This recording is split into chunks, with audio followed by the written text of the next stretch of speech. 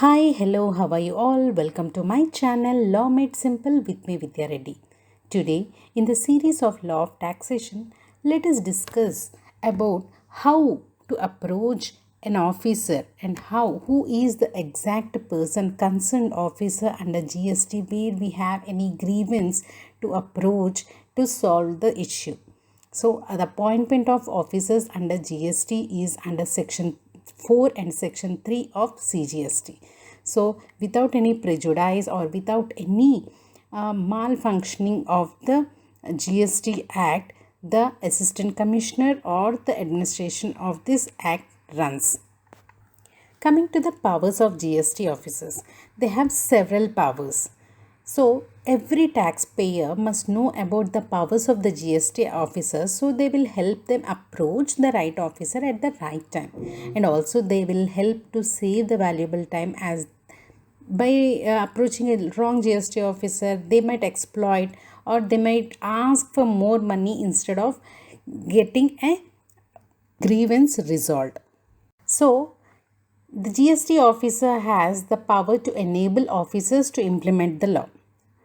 So, what is their power? They implement the GST in India properly to reduce the tax evasion. So, the people who are evading the tax, they introduce these GST officers, they implement the GST to apply properly.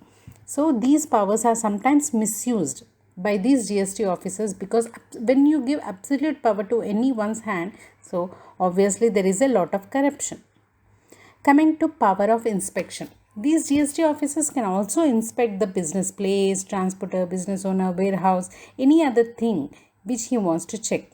But the person who is inspecting should have an authorization from the officer, at least from the Joint Commissioner or not anybody below him.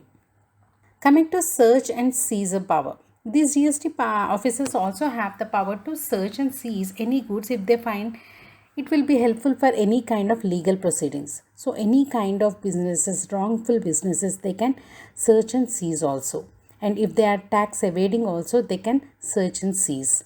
So it should be noted that these search and seizures can only be carried out by those authorized persons and not below the rank of any person who is below Joint Commissioner. And they have the power to arrest also. If the commissioner finds the taxpayer has committed any offence punishable under CGST Act, then they may authorize those officers to arrest those persons to arrest by these officers.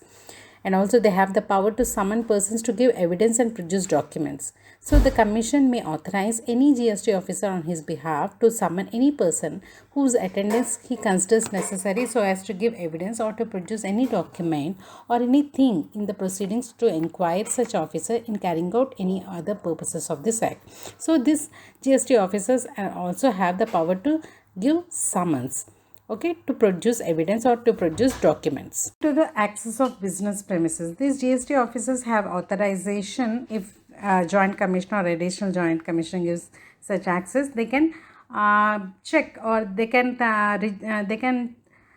carry out any audit or scrutiny and check those account books, computers, documents, computer programs, software, anything what is available in that business premises, they can access and they can scrutinize. And they have divisional powers also to pass an order or inquire or modify any decision or orders.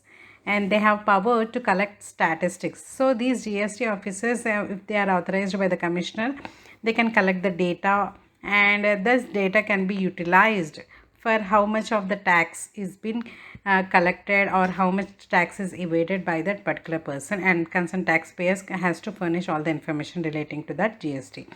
And general power to make regulations. So these commissioners or these joint commissioners, they have the general power to make regulations as per the act or rules to carry out these what is embedded as in the powers to act accordingly. As such, we have come to the end of the session. It's riddle time.